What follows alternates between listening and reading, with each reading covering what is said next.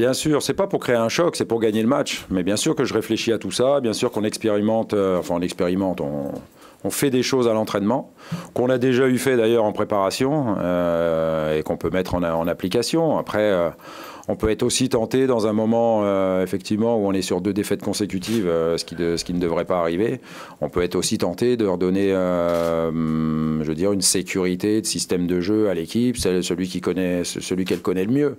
Voilà. Mais encore une fois, enfin, vous demanderez à Dimitri, parce que il peut parler au nom des joueurs. Je pense que les joueurs sont prêts à jouer dans différents systèmes. Après, honnêtement, peu importe le système, je pense que c'est surtout ce qu'on y met dans le système, et ce qu'y mettent les joueurs, l'implication, la volonté.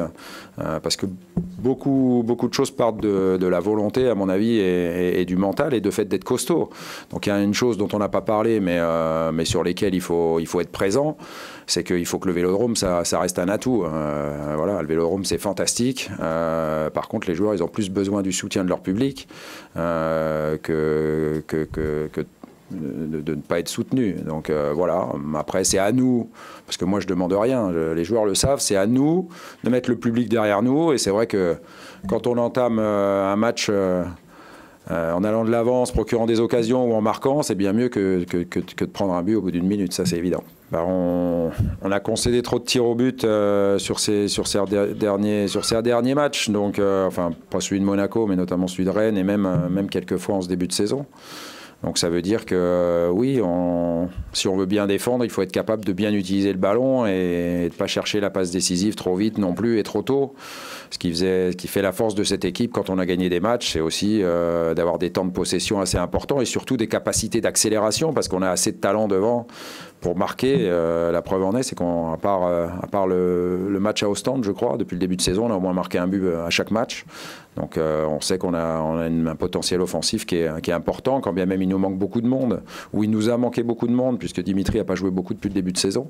C'est pour ça que je disais, quand on aura tout le monde, Mitroglou y compris, on aura une palette offensive plus importante, mais même en l'absence de joueurs et de joueurs importants à un certain moment, elle était capable à chaque fois de marquer. Donc c'est pour ça qu'il faut qu'on ait le ballon pour pouvoir marquer, et puis surtout quand on le perd, il faut avoir une organisation bien plus respectée, on va dire, que celle qu'on a eue en première période contre Rennes.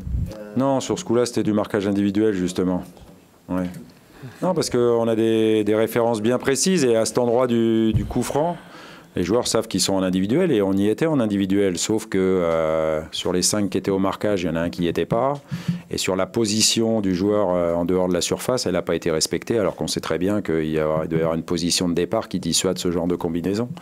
Donc faut répéter, on l'a remontré en vidéo, et faire des erreurs, ça arrive, les répéter, ça devient gravissime. Donc je dis qu'on ne fera plus cette erreur-là, voilà, tout simplement.